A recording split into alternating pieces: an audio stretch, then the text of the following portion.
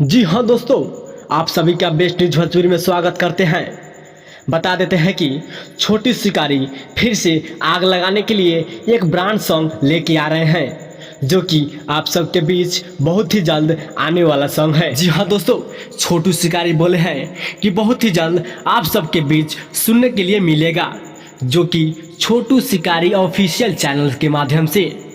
फिर से बता देते हैं दोस्त, छोटू शिकारी ऑफिशियल चैनल से इस गाने को रिलीज कर दिया जाएगा। जी हाँ, छोटू शिकारी खुशी ककर ये बहुत ही जल्द आप सबके बीच सुनने के लिए मिलेगा, जो कि सॉन्ग के टाइटल है बदमाशो डरेला बदमाशी से, ये जान तोहरा मजनुआ के जाति से जान।